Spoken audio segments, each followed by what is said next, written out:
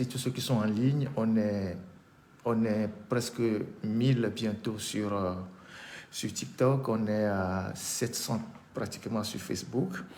Mais ce ne serait pas le seul sujet de ce live. Vous avez lu dans un communiqué du gouvernement que les 20 ans du décès du général Eyadema seront célébrés sur l'ensemble du territoire, dans toutes les préfectures. Mais là, on vient de tourner le dos au 13 janvier, l'assassinat de Sylvanus Olympio, le père de l'indépendance. Il n'y a eu aucun hommage officiel. Et pourtant, Faure Gnassingbé nous a dit avoir tourné la page du règne de son père. Il n'y a eu aucun communiqué officiel pour saluer la mémoire de cet homme exceptionnel qui s'est battu pour l'indépendance du Togo. Et 3 semaines plus tard, on veut célébrer Eyadema, son assassin, en grande pompe sur l'ensemble des préfectures au Togo. Et je ne sais pas si vous trouvez ça normal. Donc, j'ai lu le communiqué, je vais le relire, on va le relire ensemble avant de commencer ce direct-là. Le communiqué du gouvernement qui demande à ce qu'on fête le 5 février sur l'ensemble du territoire parce que Eyadema nous a laissé un pays de paix, de dialogue, de cohésion sociale. Et nous allons voir ensemble si Eyadema nous a vraiment laissé un pays de paix, de dialogue et de cohésion sociale. On va le voir tout à l'heure. Quel est le bilan que Eyadema nous a laissé? Et je profite pour vous dire que le 5 février prochain, d'ici le 5 février, si les conditions sont remplies, je ferai une émission spéciale, sur les derniers moments de la vie d'Eyadema. Qu'est-ce qui s'est passé, comment est-ce qu'il est décédé, comment le coup d'État a été organisé, qui sont ceux qui ont organisé le coup d'État, comment ça a été fait. Je ferai cette émission-là si tout va bien. Voilà. Et donc, avant de commencer, avant de rentrer dans le vif du sujet, je voudrais... on a publié un article tout à l'heure pour évoquer... pour parler des coupures d'électricité sauvages dans la ville d'Atakwame. C'est nos amis d'Atakwame qui nous ont interpellés pour dire il n'y a pas d'électricité à Atakwame, ils sont victimes de délestage sauvage depuis quelques jours et il n'y a pas de communiqué de la société, personne ne dit rien, il ne sait pas ce qui se passe. Et pourtant, Atakwame est la ville la plus proche de Nangbeto. Donc, on ne comprend pas pourquoi Atakwame est plongé dans le noir ces derniers temps. Ça perturbe fondamentalement les activités de tous ceux qui sont dans le monde des artisans, ceux qui ont les opérateurs économiques, les gens qui ont les activités génératrices de revenus. Donc, ils n'ont pas l'électricité. Et donc, vivement que la société puisse répondre à leurs préoccupations. Alors, ensemble, on va lire le communiqué que le gouvernement a publié pour annoncer la commémoration des 20 ans du décès d'Eyadema. Et puis, en 2-3 mouvements, on va analyser ce communiqué rapidement.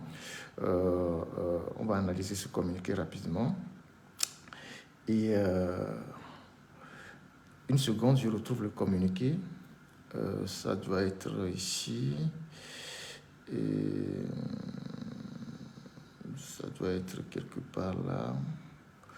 Le communiqué du gouvernement.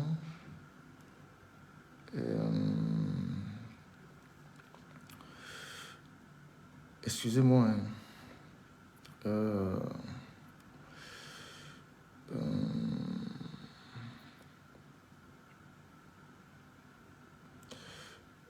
cherche le communiqué. Voilà. Compte rendu du Conseil des ministres. Donc, c'est dans ce compte rendu qu'ils ont lu le communiqué. Compte rendu du Conseil des ministres du 22 janvier 2025. 22 janvier 2025, donc c'était hier. Le Conseil des ministres s'est réuni ce mercredi 22 janvier 2025 sous la présidence de son Excellence M. Faure Gnassingbé Gnassingbé, président de la République. Le Conseil des ministres a examiné blablabla, et puis bon, c'est la fin qui m'intéresse. Tous les mots qu'ils ont alignés là, ils ont l'habitude de les aligner. Tous les gros mots là, bon, ça ne m'intéresse pas. C'est la fin qui m'intéresse. Voilà. En divers, point Je pense qu'ils ont mis point, je ne sais même pas quoi, point divers. Le Conseil des ministres, le ministre de l'administration territoriale, de la décentralisation et de la chefferie coutumière a rendu compte au Conseil des ministres de l'organisation d'activités dans le cadre de la commémoration du 20e anniversaire du décès du président Gnassingbé Eyadema.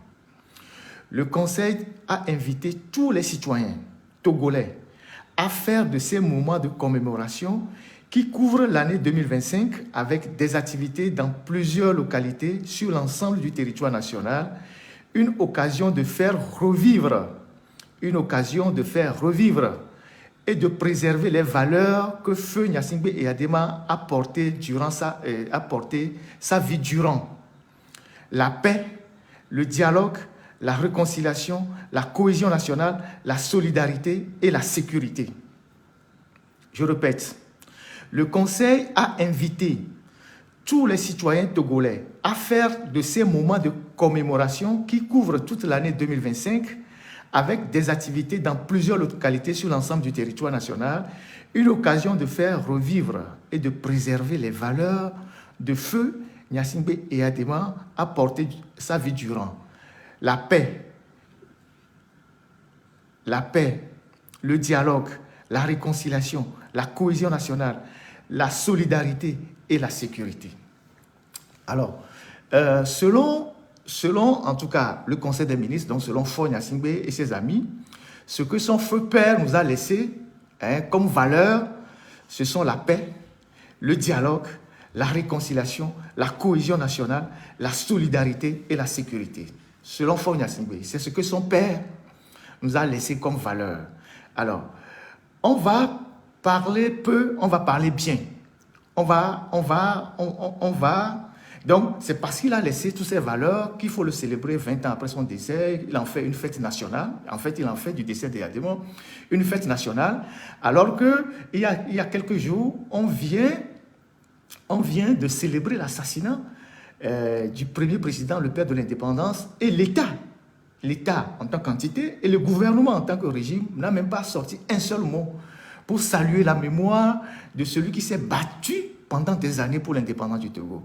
Ils ne l'ont pas fait parce que leur régime ne tire leur origine que du crime, que de l'assassinat de Sylvanus Olympio. Donc, ils ne peuvent pas célébrer la mémoire de celui qu'ils ont assassiné, puisque le règne de Feu Gnassingbé, ce n'est que le continuum du règne de son père. Et le crime fondateur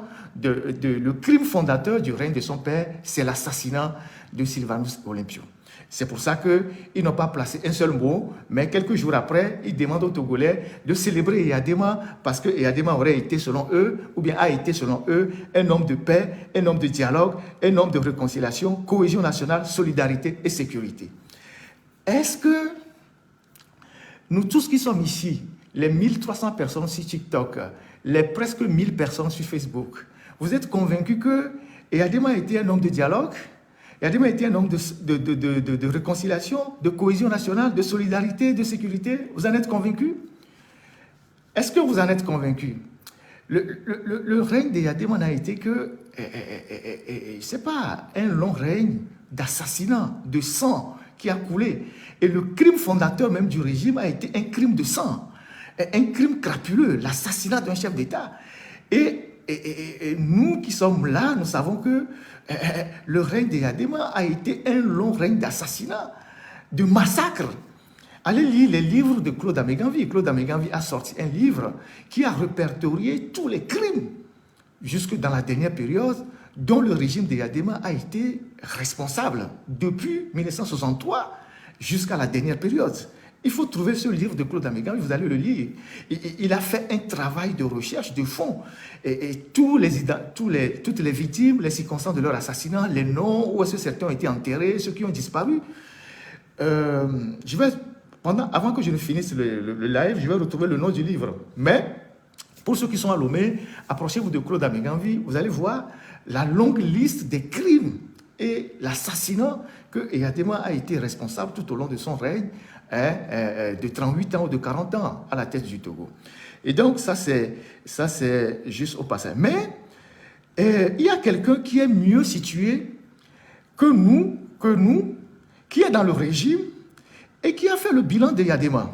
Je vais vous jouer juste une partie du bilan de Yadema que quelqu'un a fait au détour d'une phrase. Il a fait le bilan de Yadema.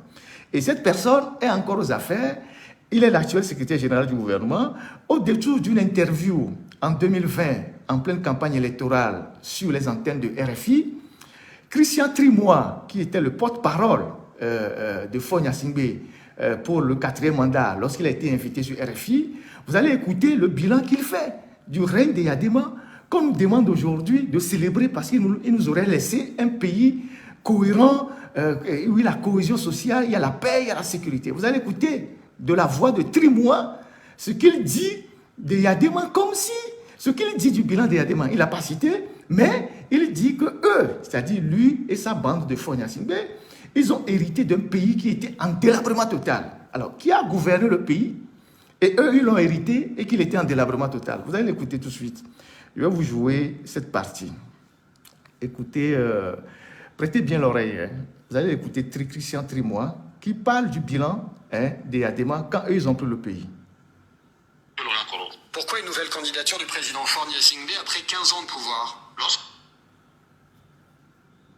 Bonjour Christian Trimois. Bonjour Monsieur Laurent Koro. Pourquoi une nouvelle candidature du président Faure Gnassingbé après 15 ans de pouvoir? Lorsque le président de la République a accédé au pouvoir au Togo en 2005, il a hérité d'un pays socialement délabré, économiquement exsangue et politiquement divisé. Écoutez encore. Bonjour Christian Trimois. Bonjour Monsieur Laurent Koro. Pourquoi une nouvelle candidature du président Faure Gnassingbé après 15 ans de pouvoir? Lorsque le président de la République a accédé au pouvoir au Togo en 2005, il a hérité d'un pays socialement délabré, économiquement exsangue et politiquement divisé. Écoutez encore. Bonjour Christian Trimois. Bonjour Monsieur Laurent Koro. Pourquoi une nouvelle candidature du président Faure Gnassingbé après 15 ans de pouvoir? Lorsque le président de la République a accédé au pouvoir au Togo en 2005, il a hérité d'un pays socialement délabré, économiquement exsangue et politiquement divisé. Alors, c'est Christian Trimois qui parle. En 2020, quand il a été reçu sur RFI, et au micro de Laurent Koro, qui lui demande pourquoi Faure Gnassingbé veut être encore candidat après 15 ans de pouvoir. Il dit, Faure est candidat parce qu'ils ont hérité d'un pays, un pays. Bonjour Christian Trimois. Bonjour Monsieur Laurent Koro. Pourquoi une nouvelle candidature du président Faure Gnassingbé après 15 ans de pouvoir? Lorsque le président de la République a accédé au pouvoir au Togo en 2005, il a hérité d'un pays socialement délabré, économiquement exsangue et politiquement divisé. Délabré, exempt et divisé. Il dit que Faure Gnassingbé a hérité d'un pays économiquement exempt, socialement délabré et politiquement divisé. Faure a hérité de ce pays de qui? Faure a hérité de ce pays que Christian Trimois décrit en une phrase, en 3 mots, de qui? C'est-à-dire qu'en 3 mots, Christian Trimois a fait le bilan des 38 ans de règne de Gnassingbé Yadema, à savoir un pays... Bonjour Christian Trimois. Bonjour Monsieur Laurent Koro. Pourquoi une nouvelle candidature du président Faure Gnassingbé après 15 ans de pouvoir? Lorsque le président de la République a accédé au pouvoir au Togo en 2005, il a hérité d'un pays socialement délabré, économiquement exempt et politiquement divisé. C'est Christian Trimois qui le dit.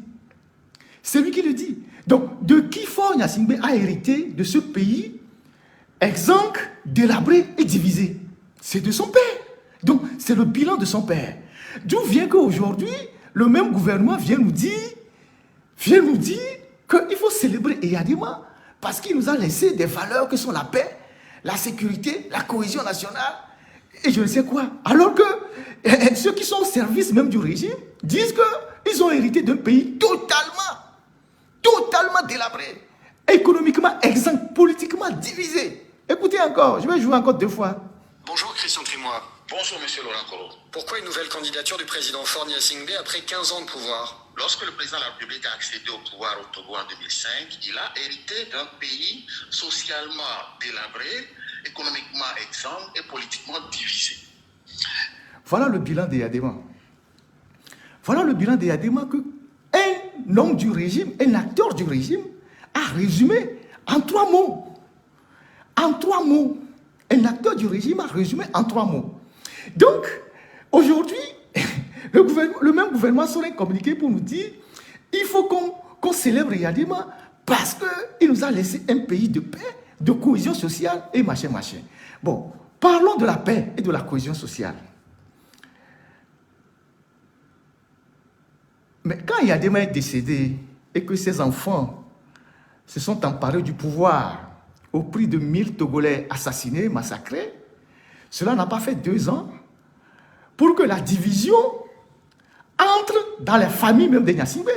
Si Eyadema a laissé un pays de paix, de cohésion nationale, alors qu'aujourd'hui, sa propre famille est en lambeaux, la famille Gnassingbé aujourd'hui est en lambeaux.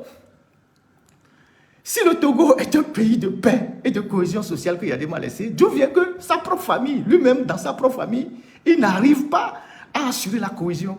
Aujourd'hui, on a un Gnassingbé en prison. Ça, il fait 15 ans de prison. Ça veut dire que la paix que Eyadema nous aurait laissée n'existe même pas dans sa propre famille. La paix que Eyadema nous aurait laissée et qu'il faut le célébrer aujourd'hui n'existe même pas dans sa propre famille. Puisque dans la famille Gnassingbé Eyadema ou la famille Gnassingbé, les gens se sont réglés les problèmes d'héritage à coups de Kalachnikov et de 12-7. Mais le domicile de Pacha Gnassingbé a été canardé avec des armes automatiques 12-7. C'est ça la réalité. Donc, vous avez une famille aujourd'hui qui est totalement divisée. Ça, c'est la famille Gnassingbé. Il y a même des enfants Gnassingbé, quand ils vont à Pia pour rentrer au domicile de leur père, mais les gardes qui sont là-bas leur refusent l'entrée en disant il faut qu'ils prennent l'autorisation chez leur frère président avant de rentrer. Donc, il y a une famille Gnassingbé qui est totalement divisée. Pacha Gnassingbé en prison. Fort ne parle pas à tous ses frères. Il y a ceux qui le voient, ceux qui ne le voient jamais. Il a bloqué tout. Ça, c'est un. De deux. Toujours dans la famille Gnassingbé, il y a un beau-frère de Gnassingbé en prison. Ils sont 2 d'ailleurs. Il y a un beau-frère qui est en prison, Charles Azumaro. Il y a 2 ans qu'il a été arrêté. Sa femme a eu une crise d'AVC. Elle est décédée. Il s'est débrouillé comme il pouvait amener sa femme à la clinique Kodom. Et puis après, les choses se sont dégénérées. Ils ont amené la femme au pavillon militaire. Et puis après, la femme est décédée.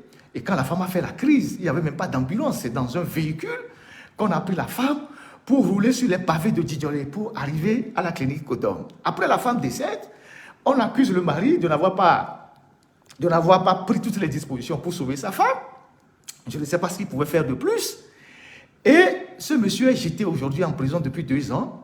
Et la famille lui fait voir de toutes les couleurs, alors qu'ils sont légalement mariés. On utilise la justice pour le détruire. On confie ses biens. On lui arrache même ses propres enfants. Et on veut même changer le nom des enfants. C'est-à-dire, on lui arrache ses enfants. Et on veut changer même le nom de ses enfants. Et on lui prend même ses propres biens. Pas seulement les biens qu'il avait avec sa femme, puisqu'il est légalement marié avec la dame. On veut lui prendre même ses propres biens. Genre, une espèce de vengeance terrible. Ça, c'est dans la famille Gnassingbé. En plus, il y a le général Félix Katanga, qui a aussi appris une fille, Eyadema, qui est aussi en prison. Et donc, qu'est-ce que Eyadema a laissé comme la paix, la cohésion? S'il n'y a pas la cohésion dans la famille Gnassingbé elle-même, mais d'où vient qu'on dit que Eyadema nous a laissé des valeurs de paix, de cohésion, tout ça? Donc, aujourd'hui, tout le monde connaît la situation économique du Togo. Et quand on parle des divisions dans la famille Gnassingbé, et quand on arrive à l'échelle de la nation, tout le monde sait ce qui se passe aujourd'hui dans le pays. Donc, Fort Gnassingbé, je dirais même que sur le plan même de la famille en tant qu'entité, sur le plan même de la famille, la fratrie Gnassingbé n'était même pas une famille, parce qu'il y a des mois, c'est vrai qu'il avait une femme principale, mais il a fait plein d'enfants dehors, donc tous ces enfants n'ont pas grandi sur son toit, chacun a élevé les enfants comme il pouvait, comme Fort aussi le fait aujourd'hui. Fort n'a pas de femme chez lui, les enfants sont chez leur maman. Donc la notion même de la famille, c'est que originellement, vous vivez sous un toit, sous l'autorité d'un parent qui participe à votre éducation, qui veille à ce que les enfants deviennent des modèles. Là, on a des enfants qui sont un peu éparpillés dehors, et le jour où leur père meurt, parce qu'il y a un héritage à partager, tout le monde arrive, et chacun selon ses méthodes. Donc, on a vu comment est-ce que la famille Gnassingbé, jusqu'à ce jour, est fondamentalement divisé. Donc, quelle valeur de paix et de cohésion Eyadema nous a légué pour qu'on puisse le célébrer aujourd'hui, alors que dans sa propre famille, c'est la guerre des clans, c'est les méthodes de Bruce Lee, de Wang Yu, de fusil au cowboy pour des problèmes d'héritage. Donc, voilà la triste réalité. Voilà l'héritage qu'on a eu de ce règne catastrophique d'Eyadema et de toutes les divisions qu'il a semées sur l'ensemble du territoire durant le long règne qu'il a eu et que son fils continue d'entretenir. Fort lui est parvenu au pouvoir au prix de 1000 morts et aujourd'hui il continue. Où est-ce qu'il y a le pardon au Togo? Où est-ce qu'il y a la réconciliation au Togo? Aujourd'hui il n'y a pas de dialogue au Togo. La preuve, Fort n'a jamais accepté de dialoguer avec la classe politique. Il les prend toujours de haut. C'est lui le monarque. Et il en fait comme il veut. Les gens ont demandé à le voir au niveau de la classe politique. Il ne les a jamais reçus. Le pays est sa propriété. Il décide qui mange aujourd'hui, qui ne mange pas, qui a droit à quoi, qui n'a pas droit à rien. Et c'est lui seul qui décide. Donc voilà comment le Togo est géré. Donc il n'y a ni dialogue aujourd'hui, il n'y a ni paix. S'il y a une paix, un semblant de paix aujourd'hui au Togo, c'est la paix de cimetière. Puisque les gens sont en prison. Dès que vous critiquez le régime, soit c'est les îles, c'est la prison, c'est la vengeance, c'est la rancune. Donc, il y a plein de gens, des innocents qui sont en prison, tous ces jeunes qu'on a arrêtés, la famille Agba, ceux qu'on vient d'arrêter, tous ceux qu'on a contraints à l'exil, nous en faisons partie, qui ne peuvent pas rentrer dans leur pays. Donc, où est la paix alors? C'est la paix des cimetières. C'est la paix des cimetières. Donc, c'est ça. Donc, c'est la réalité, ça. Et tout en n'oubliant pas que dans notre pays, dans toutes les localités, il y a des petits problèmes de chefferie qui peuvent remonter demain et qui peuvent devenir des facteurs d'instabilité de notre pays. Voilà le résultat que Eyadema a laissé pendant des années. Donc, ce communiqué du gouvernement qui invite les Togolais à célébrer pompeusement Eyadema parce qu'il aurait laissé les valeurs, c'est une supercherie, comme ils ont l'habitude de nous servir depuis des années. C'est une supercherie. Et Eyadema mort il y a 20 ans. Il est bien dans son repos éternel. Il faut le laisser là où il est et laisser les Togolais vaquer à leurs occupations plutôt que de dépenser de l'argent alors que le pays est dans une situation économique difficile, de dépenser de l'argent à célébrer un événement qui n'en a pas, dont on n'a pas besoin aujourd'hui. Donc voilà ce que je voulais dire comme introduction à ce live-là, à la suite de ce communiqué qui a été diffusé sur les médias disant que il faut célébrer Eyadema qui nous a laissé des valeurs. Donc, pour terminer cette phase, je vous joue encore cette interview de Trimois qui nous résume en 3 mots le bilan de Feu Gnassingbé Eyadema. Et c'est Trimois qui le fait, c'est pas moi. C'est Trimois. Il est aujourd'hui secrétaire général du gouvernement. C'est lui qui dresse le bilan d'Eyadema quand ils ont pris le pouvoir. En faisant croire qu'ils n'ont pas pris le pouvoir des mains d'Eyadema. C'est comme c'est quelqu'un d'autre qui avait gouverné le pays avant que Faure n'arrive. Alors que Faure était partie prenante même de la gouvernance puisqu'il était ministre député. Donc, voilà ce que Trimois dit, que Eyadema a laissé un pays catastrophique. C'est Trimois qui le dit, c'est pas moi. Que Eyadema a laissé un pays catastrophique, qu'eux, ils sont venus retrouver. Mais Eyadema a gouverné avec ses fils, y compris Faure Gnassingbé. Donc c'est Trimois qui fait le bilan d'Eyadema, celui qu'on nous demande aujourd'hui de célébrer. Je vous le joue encore 2 fois, et puis après, bon, je vais passer à un autre sujet.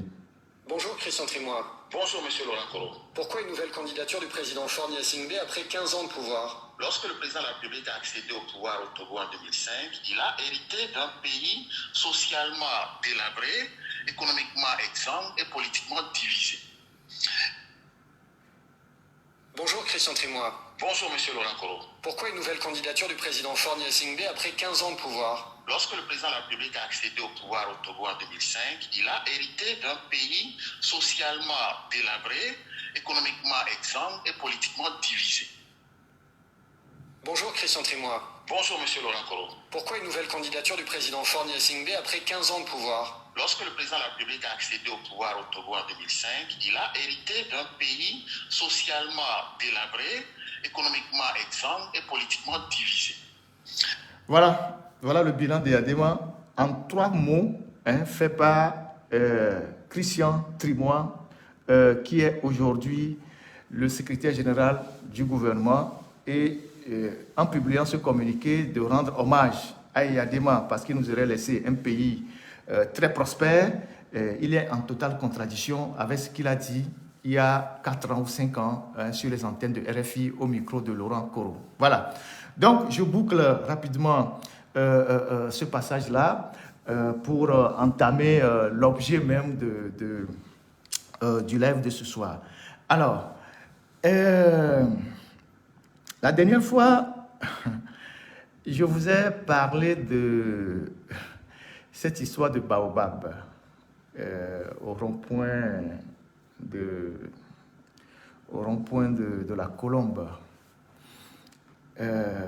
En parlant de Baobab, ceux qui suivaient les marches de soutien à l'époque où elle faisait ces marches étaient d'actualité.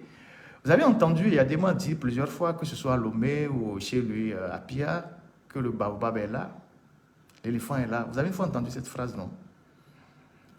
Le Baobab est là, l'éléphant est là. Vous avez entendu cette phrase? Voilà. Vous comprenez?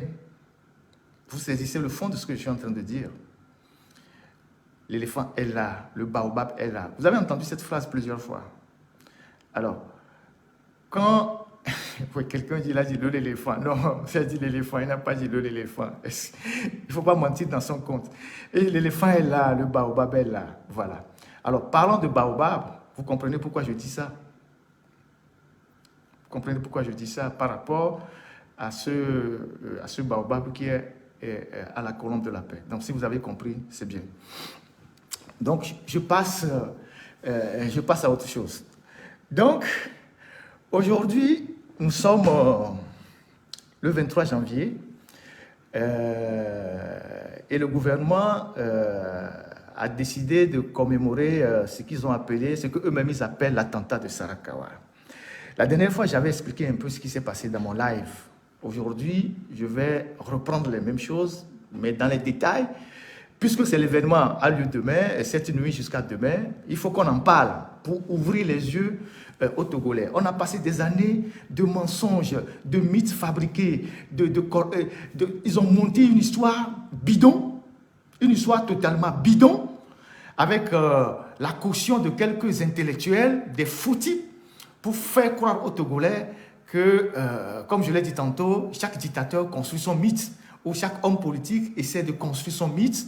Mais ce sont des choses qu'il faut ramener à leur juste place pour que dans nos livres d'histoire, dans nos livres d'éducation civique, on ne sert pas des mensonges à nos enfants et à nos arrière-enfants. Et Eyadema n'est jamais sorti miraculeux d'un attentat ou je ne sais pas de quoi, des histoires à dormir debout. Alors, comme je le disais la dernière fois, lorsque Eyadema prend le pouvoir en 1967, le 14 avril, après avoir évincé Grunitzky par les méthodes dont il est le seul à avoir connaissance, avant même qu'il n'accède au pouvoir, il était déjà le chef d'état-major de l'armée. Et il avait pour résidence le camp RT. Et quand il prend le pouvoir, il allait régulièrement chez lui. Il allait à Kara. Et à chaque fois qu'il allait à Kara, il descendait à l'aéroport. Il descendait, ce n'est pas un aéroport, c'était une piste coloniale. Donc on peut dire que c'était un aérodrome. Comme j'ai eu à l'expliquer la dernière fois, les Allemands et les Français après ont installé quelques pistes d'atterrissage sur l'ensemble du territoire. Il y en avait dans chaque région. Il y en avait à Lomé, Lomé c'était l'aérodrome. Il y en avait à Takpamé, on appelle ça aviation. À Sokone c'était aussi un aérodrome. Dans la région de la Kara, c'est le canton de Chichao qui est voisin du village de Sarakawa, ou bien du canton de Sarakawa, qui avait cet aérodrome-là, cette piste coloniale-là. C'est une piste coloniale allemande. Et puis, il y avait aussi une piste coloniale dans la région des Savanes. Je ne sais pas s'il y a Dapan ou Mango, mais il y a une piste coloniale dans la région des Savanes. Et donc, cette piste coloniale de Chichao, cette piste, elle est à Chichao. Elle est coloniale. Vous pouvez la retrouver sur la carte allemande. Elle est coloniale. C'est une piste. Oui, il y avait aussi à Nero Azebe. Voilà. Elle est coloniale. Donc, elle est largement postérieure à l'aéroport de Niamtougou. L'aéroport de Niamtougou, c'est dans les années 82-83. Donc, quand Eyadema prend le pouvoir, il allait régulièrement à Kara. Et il atterrissait sur cette piste-là. Et avec ces pilotes, les mêmes pilotes, les pilotes blancs, je vais vous donner le nom du pilote qu'ils ont exécuté à la suite de ce mauvais atterrissage. Donc, c'est là-bas qu'il atterrissait, sur la piste de Chichao, et puis après, il prenait son véhicule et il rentrait chez lui à la maison. Et donc, il y a, à l'époque, le colonel Ameyi, ou bien je ne sais pas s'il était colonel ou commandant, Ameyi était le préfet de Kara, ça s'appelait Lamakara. Donc, Ameyi était le préfet de Lamakara. Et à chaque fois que Yadema devait arriver là-bas, c'est Ameyi qui se déplaçait avec les autorités coutumières de la localité pour recevoir Yadema. Donc, et généralement, c'est les jeudis qu'ils allaient pour passer le week-end. C'est les jeudis qu'ils allaient. Voilà, quelqu'un dit capitaine. Donc, c'est les jeudis qu'ils allaient pour passer le week-end. Et donc, quand ils ont fini la fête du 13 janvier à Lomé, ils ont décidé d'aller continuer la fête à Kara, donc à Pia.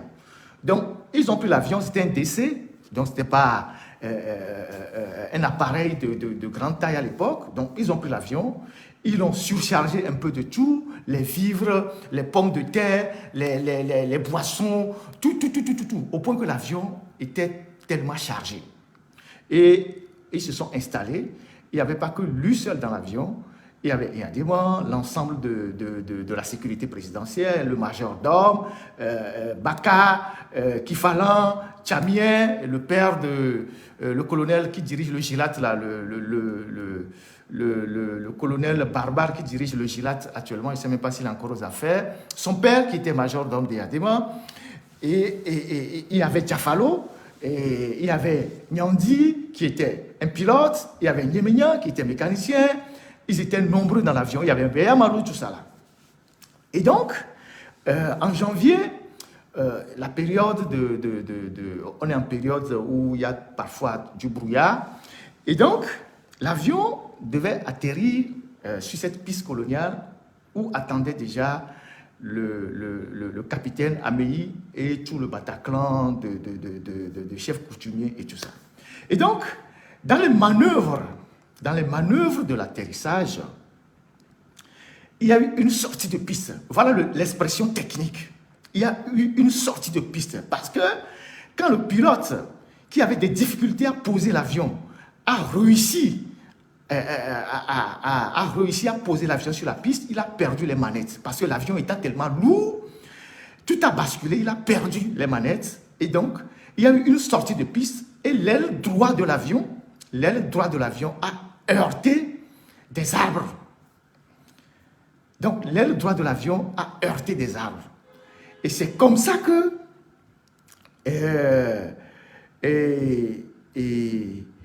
ils se sont retrouvés dans cette situation inconfortable.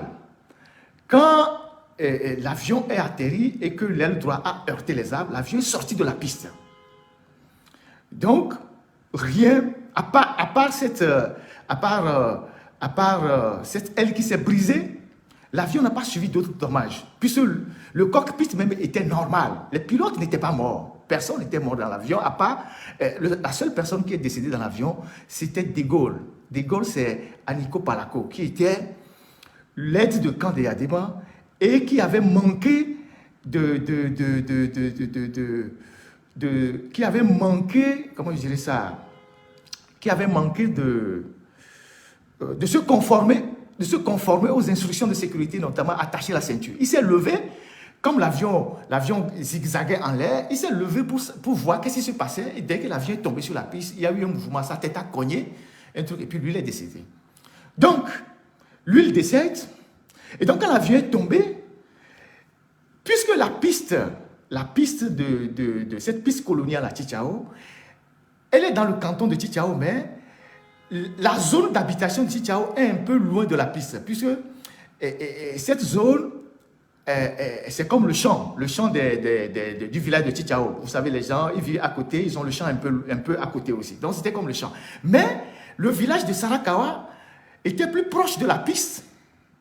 Donc, dès que l'avion est tombé, les premiers qui ont couru pour venir, ce sont les gens de Sarakawa. Mais la piste n'est pas dans leur canton, mais c'est les premiers qui sont venus avant les gens de Chichao. Donc, quand l'avion est tombé, par cette manœuvre difficile des pilotes. Et Eyadema est sorti, il avait quelques égratignures, et De Gaulle est mort, donc Aniko Palako, mais ils ont attaché les pilotes, ils les ont exécutés. Le commandant Deller, c'est son nom, c'est le pilote, il s'appelle Deller, le commandant Deller a été exécuté, son copilote a été exécuté, Ako Nyandi a été exécuté, Nyemenya a été exécuté. Le seul qui est mort véritablement dans l'avion, c'était, comment appelle-t-on, Aniko Palako. Et donc, ils ont exécuté ces gens, et ils les ont exécutés après avoir chassé les gens qui sont venus les courir. Puis c'est les gens qui sont venus, quand l'avion est tombé, et que l'aile s'est brisée, ils ont vu des trucs qui sont sortis de l'avion, les pommes de terre qui sont versées par terre, les boissons, tout ça. Les gens ont vu ça. Il y a des témoins. C'est un événement que les gens ont vu, les gens ont assisté, il y a des témoins. Non, les gens ont vu tout ça. Et donc, ils ont exécuté ces gars-là, et c'est comme ça, en disant que, et ceux qui ont fait le zèle dans ces choses-là, il y avait Adewi. Je vous avais dit que quand ils ont fait le coup d'État, Adewi est devenu, le sergent Adewi, je ne sais pas s'il est monté en grade entre-temps, il était venu l'homme des basses besognes de Adema. Adewi, puisque c'est Adewi qui était l'armurier qui a ouvert le magasin d'armes sur ordre de Bodjole, et ils ont sorti les armes pour donner à la bande de Adema. Ils sont allés assassiner Sylvain Solimpio. Donc Adewi est devenu un acteur majeur dans le système de Adema. Donc Adewi et Shango, c'est eux qui ont exécuté les gens, qui ont dit non, qui ont exécuté les gens. Et donc, c'est à partir de là qu'ils ont commencé par construire leur mythe. L'avion n'avait aucun problème. On aurait pu juste le tirer et puis réparer l'aile, et puis l'avion aurait pu continuer par fonctionner. Alors, ils ont exécuté ces gens-là, et 4 jours après, le capitaine Amei, après avoir décidé de monter leur scénario de mythe, est revenu sur les lieux, il a pris un tracteur et puis il a écrasé l'avion. Il a écrasé l'avion, il a brisé l'avion pour en fait construire leur scénario. Puisque quand vous suivez eux-mêmes leurs propres témoignages, il y a plusieurs témoignages. Les témoignages à l'époque, ils ont dit que le pilote fait quoi? L'avion a piqué du nez, que l'avion est venu s'écraser. Quand un avion s'écrase là, quand un avion pique du nez, on dit l'avion a piqué du nez, ça veut dire que le pilote a perdu les manettes et l'avion est venu tomber sur le sol. Si un avion tombe sur le sol, a piqué le nez, tombe sur le sol, l'avion s'explose parce qu'il y a du kérosène dans l'avion. L'avion, ce n'est pas de l'eau. Il y a du kérosène dans l'avion. Vous avez vu la dernière fois, je ne sais pas dans quel pays, vers la Russie, je ne sais pas où, dans quel pays, un avion qui est sorti de la piste, quand l'avion est parti heurter le mur, l'avion a explosé. Vous avez vu ça? Je ne sais pas dans quel pays il y a eu un drame d'avion la dernière fois. En Corée, voilà. En Corée, vous avez vu l'avion? Quand l'avion est sorti de la piste, parce que le pilote n'arrivait pas à freiner l'avion, l'avion est parti heurter le mur, l'avion a explosé. Alors, si vous prenez eux-mêmes leur propre témoignage qu'ils ont eu à faire, il y a des audios que vous pouvez écouter. Ils ont dit que l'avion a piqué du nez et que l'avion est tombé en s'écrasant au sol. Si un avion s'écrase là, l'avion explose. Ça, c'est un.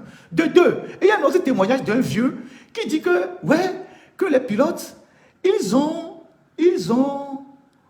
saboté les trains d'atterrissage de l'avion. Ils ont coupé les trains d'atterrissage de l'avion depuis Lomé et ils les ont attachés par du scotch. Ils les ont attachés par du scotch avant de décoller. Donc, si on sabote un train d'atterrissage d'un avion, est-ce que l'avion peut décoller jusqu'à aller atterrir? Puisque le train d'atterrissage de l'avion, quand l'avion décolle, il rentre dans l'avion, il y a une manœuvre pour le faire remonter dans l'avion, et quand l'avion veut atterrir, il sort de l'avion et puis il se pose. Ce témoignage-là aussi est là, vous pouvez l'écouter. Il dit qu'ils ont saboté le train d'atterrissage de l'avion et ils ont attaché ça par un scotch. Vous voyez ça? Donc, ce sont des histoires à dormir debout. Et donc, ils sont allés là et ils ont fait leur scénario et ils ont exécuté ce qu'ils pouvaient exécuter pour construire leur histoire à dormir debout. Je vous ai dit que dans les mémoires de Jacques Foccart, c'est le père de la France-Afrique. C'est lui qui a été l'idéologue qui a fait assassiner beaucoup de chefs d'État en Afrique, qui a installé les présidents qui sont au service de la France. Quand vous lisez les mémoires de Jacques Foccart est clair qu'il n'y a jamais eu d'attentat, qu'il y a eu juste un accident qu'on a transformé en toute une histoire de mythe et tout ça. Alors, si les pilotes qui conduisaient Yadema depuis des années avaient l'intention de le tuer parce que Yadema venait de prendre 51% des actions de la CTNB, quand l'avion a décollé de Lomé, il aurait pu le jeter en mer et puis tous vont mourir. Dès que l'avion a décollé de Lomé, ils auraient pu faire tomber l'avion dans la mer, ou ils auraient pu faire tomber l'avion dans la faille d'Aledio, ou aller se faire écraser sur une montagne. Ils ne l'ont pas fait. Mais plus grave, comme on a dit que c'est les Blancs qui voulaient tuer Yadema, parce que Yadema a pris les 51% de la CTNB, mais quand, après l'attentat, après leur soi-disant attentat, l'accident de cet avion, mais quand Yadema est revenu à Lomé, c'est toujours d'autres Blancs qui l'ont conduit. C'est d'autres Blancs qui ont été toujours ses pilotes jusqu'à sa mort. Alors, d'où vient que quelqu'un qui dit que les impérialistes blancs voulaient le tuer à cause de cet attentat, dès qu'il a retrouvé un nouvel avion, ce sont les Blancs qui l'ont piloté jusqu'à sa mort. Le dernier pilote de Yadema était un Français, il s'appelait Restou, le commandant Restou. C'était lui le pilote de Yadema. Aujourd'hui, les pilotes de Fort Gnassingbé sont des Blancs. Donc, voilà comment ils ont monté leur histoire. Je vais vous lire, en dehors des mémoires de Foccart, je vais vous lire ce que dit Idem Kodjo que vous connaissez, qui a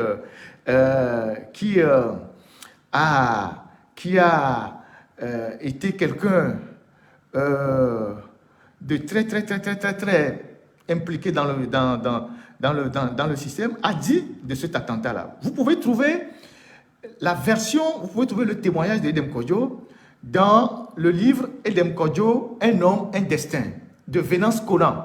Venance Conan, c'est j'avais pris ce livre-là quand j'étais à Lomé, je l'avais acheté. Venance Conan, c'est un journaliste ivoirien, écrivain aussi. Il a été pendant longtemps le directeur de Fraternité Matin, c'était lui le PDG. Et donc, Venance Conan a consacré un livre à Edem Kodjo. Et il lui a posé la question s'il y a eu vraiment accident ou attentat. Voilà ce que Edem Kodjo dit. Edem Kodjo, vous pouvez retrouver ce livre, hein, c'est dans les librairies à Lomé. Edem Kodjo, Un homme, un destin. Voilà ce que Edem Kodjo dit.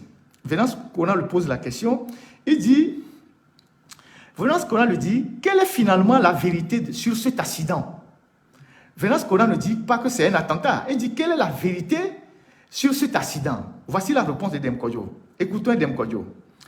La version la plus probable, n'en déplaise à tout ce qu'on a fait ensuite sur le plan de la récupération politique, je répète, la version la plus probable, n'en déplaise à tout ce qu'on a fait ensuite sur le plan de la récupération politique, et la vérité oblige à le dire, c'est que l'avion était surchargé. Ça, c'est Edem Kodjo. C'est que l'avion était surchargé. Je continue. Le pilote avait essayé d'attirer l'attention sur cela. Ça veut dire qu'en fait, avant même que l'avion ne décolle, le pilote a attiré l'attention que l'avion était trop chargé, qu'il ne peut pas voyager avec l'avion. Ils ont dit non, il faut partir, parce qu'ils allaient en fête. Ils allaient pour deux objectifs. Le premier objectif, c'est pour faire la fête. Le deuxième objectif, c'est pour juger le commissaire Pana. Je vais vous parler tout à l'heure du commissaire Pana et comment ils ont exécuté le commissaire Pana. À ne pas confondre avec l'ambassadeur Pana. Il y a l'ambassadeur Pana qui s'appelle Pana Ombri et il y a le commissaire Pana qui était commissaire à Sokodé qui traitait Yadema de Koulibaly. Koulibaly, c'est quelqu'un qui n'a pas été à l'école, donc il le traitait de Koulibaly. Donc, et ils avaient prévu, ils ont arrêté le commissaire Pana et ils ont prévu le juger après la fête à pied là-bas. C'est pour ça qu'ils sont tous montés. Donc, je vais vous dire ça tout à l'heure. Donc, Edem Kodjo dit, la version la plus probable, n'en déplaise à tout ce qu'on a fait ensuite sur le plan de la récupération politique, et la vérité oblige à le dire, c'est que l'avion était surchargé. C'est Edem Kodjo qui le dit dans le livre de Venance Conan. L'avion était surchargé. Le pilote avait essayé d'attirer l'attention sur cela. Mais personne ne l'avait écouté. Personne ne l'avait écouté. C'est quand vous arrivez à la station d'Agbalépédo. À la station d'Agbalépédo, il y a un chauffeur qui veut aller de Lomé à Sokoré. Donc son apprenti, il met les bagages, le chauffeur vient, il voit la voiture, il voit que la voiture ne tient pas. Il dit, on ne peut pas voyager parce qu'il y a trop de bagages dans la voiture. Les occupants disent, non, Il faut qu'on parte. Hein, on doit partir. Il faut conduire. On va aller. On va arriver. Vous voyez? Donc, le pilote, Edem Kodjo dit, le pilote avait essayé d'attirer l'attention sur cela. Mais personne ne l'avait écouté. On avait chargé exagérément l'avion. Et les consignes de sécurité n'avaient pas été appliquées. De Gaulle, donc Aniko Palako, De Gaulle, le chef de la garde rapprochée, qui est mort, était debout dans l'avion. Vous voyez ça? Donc ça rejoint ce que je dis. De Gaulle, le chef de la sécurité rapprochée, qui était debout dans l'avion. C'est pour ça qu'il est mort. Ça, c'est dans le livre de Edem Kodjo. Quand je l'avais dit hier, quand je l'avais dit dimanche, je n'avais pas les extraits du livre. Vous voyez? Et donc, c'est comme si Edem Kodjo, qui n'est plus là aujourd'hui, on a eu la même version. Donc, il y a des témoins, il y a des gens qui savent ce qui s'est passé. Donc, De Gaulle qui était mort, était debout dans l'avion. Donc, il n'était pas assis, il n'avait pas sa ceinture. C'est pour ça que sa tête a heurté un truc et puis il est mort. Donc,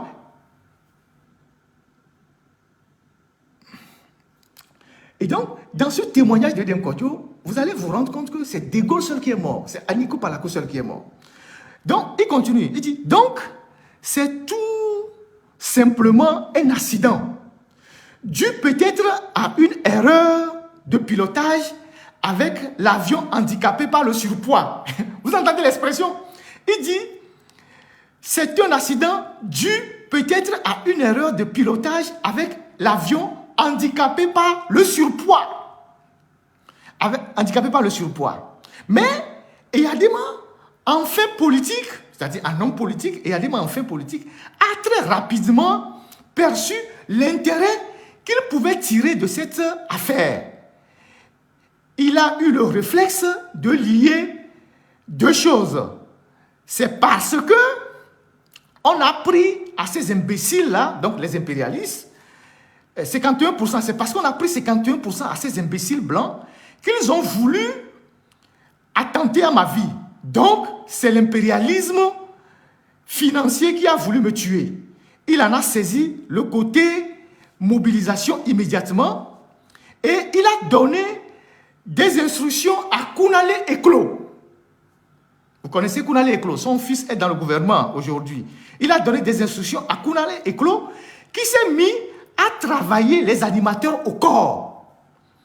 Ils composeront d'ailleurs des chants totalement merveilleux parmi le répertoire de l'animation. Il faut en convenir.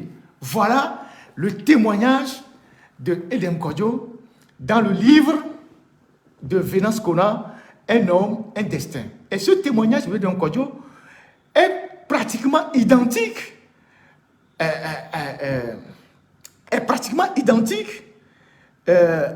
au paragraphe de Jacques Faucard qu'il a consacré au Togo en disant que ce n'était pas un attentat, c'était un banal accident que le régime togolais a transformé rapidement en un instrument de propagande et de mythologie. Voilà en réalité ce qui s'est passé, dans cette histoire de Sarakawa, qu'on a rapidement monté de toutes pièces que c'était un attentat. Au point qu'aujourd'hui, et pourquoi d'ailleurs on l'a baptisé Sarakawa? On l'a baptisé Sarakawa alors que la piste était à Tchitchaou. Parce que Eyadema était furieux, comme Eyadema était rancunier d'ailleurs, il était furieux que les gens de Tchitchaou, qui est le canton qui abrite même la piste la piste d'atterrissage, ne sont pas les premiers à venir à son secours, que ce sont les gens de Sarakawa. Et il a dit, désormais, on va appeler là-bas Sarakawa, alors que la piste là, elle est à Tchitchaou. Aujourd'hui, il y a un conflit de délimitation foncier. Il y a un conflit de délimitation entre les villages Sarakawa et Tchitchaou. Parce que les gens de Tchitchaou disent, mais la piste c'est chez nous. Depuis longtemps, c'était une piste d'atterrissage colonial qui était dans le canton de Tchitchaou. D'où vient que vous réclamez la paternité de cet endroit-là? Au point que le préfet de Kara, qu'on vient de changer, le colonel Bakali, a mis il n'y a pas très longtemps une commission composée des dignitaires des deux villages ou des deux cantons pour délimiter ces deux cantons-là. C'est ça. Donc, vous voyez, Eyadema qu'on présente comme un acteur de cohésion, il a profité d'un accident d'avion pour diviser deux communautés dans la même localité. Aujourd'hui, ces communautés sont en train de traîner cette contradiction et ils sont aujourd'hui, il y a des malentendus entre ces communautés-là. Et les gens qui avaient la piste coloniale ont dit, mais c'est dans notre canton, vous ne pouvez pas réclamer ça. Donc, si Yadema devait être cohérent avec lui-même, il devait dire, si c'est un attentat comme lui-même le dit, il devait dire l'attentat de Chichao. Mais, en bon rancunier, il a dit attentat de Sarakawa. Alors que la piste n'est pas à Sarakawa, même si le village de Sarakawa était plus proche de la piste que le village de Chichao. La piste est dans le canton de Chichao. Si vous prenez la carte coloniale du Togo allemande, vous allez retrouver cette piste-là. Demandez aux historiens, vous allez retrouver cette piste-là. Donc, c'est comme ça qu'ils ont construit l'histoire, après avoir exécuté ceux qui peuvent exécuter. Donc, ils ont gardé ceux qui étaient vivants et ils ont exécuté les gens, ils ont exécuté les Blancs. Le commandant Deller a été exécuté, son copilote a été exécuté, les mécaniciens, tout ça ont été exécutés. Le seul qui est mort, c'est Aniko Palako. Maintenant, je reviens sur la question du commissaire Pana. Vous savez que quand Bojolé, qui était le chef, le chef d'orchestre de l'insurrection qui a abouti à l'assassinat, au crime crapuleux de Sylvanus Olympio, dès que Eyadema intègre l'armée, parce que Eyadema n'était pas de l'armée, il était un demi-solde. C'est eux, ils se battaient pour rentrer dans l'armée. Et donc, ils ont bénéficié de la complicité de leurs frères qui les ont aidés à assassiner Sylvanus. Donc, dès que ils ont assassiné Sylvanus, le premier décret que Nicolas Grunitzky prend, c'est d'intégrer dans l'armée ces demi-soldes-là. Et Eyadema, qui était sergent, c'est pas sergent-chef, a été propulsé immédiatement capitaine dans l'armée. C'est le premier décret. Vous pouvez retrouver ce décret-là dans les archives. Donc, c'est le premier décret qui a été pris par Grunitzky, qui a propulsé Eyadema en capitaine. Donc, Eyadema venait de supplanter immédiatement Bojolé, qui était lui déjà adjudant-chef dans l'armée régulière. Et c'est Bojolé qui dirigeait la petite unité d'infanterie de l'armée qui était là, l'embryon. Donc, Eyadema capitaine, a pris immédiatement de l'ascendance sur Bojolé. Donc, du coup, entre Eyadema et son club et les Bojolé, il y a eu une espèce d'animosité qui s'est installée. Donc, Eyadema, Bojolé n'a pas digéré le fait que Eyadema venait de le supplanter. Et donc, les gens qui étaient proches de Bojolé, ils ne digéraient pas non plus cette humiliation, puisque Bojolé était plus lettré qu'Eyadema. Donc, il était déjà adjudant-chef, donc il était plus lettré qu'Eyadema. Donc, il n'acceptait pas cela. Donc, les gens de Bojolé, qui étaient majoritairement, les proches de Bojolé, qui étaient majoritairement du canton de Kouméa, ont essayé de mettre en difficulté Eyadema. Et Eyadema les a les mettait sous surveillance. D'où l'affaire de Bokobosso. Vous connaissez l'histoire de Bokobosso, dont on a dit qu'il a tenté d'assassiner Eyadema au cours d'une revue des troupes et que la balle a franchi, je ne sais pas quoi, une autre mythologie, et que ce Bokobosso-là a disparu. On ne sait pas ce qui s'est passé, on nous a raconté dans le livre qu'on a, le livre, je ne sais pas, dithyrambique qu'on a fait pour Eyadema, en disant que à chaque date de cet acte-là, Eyadema invitait Bokobosso à manger pour le pardonner, et puis après, Bokobosso a disparu. Donc, c'était le premier coup d'alerte des hommes de Bojolé. Donc, après, les relations entre Eyadema et Bojolé se sont fondamentalement brouillées, et le commissaire Pana était du camp de Bojolé.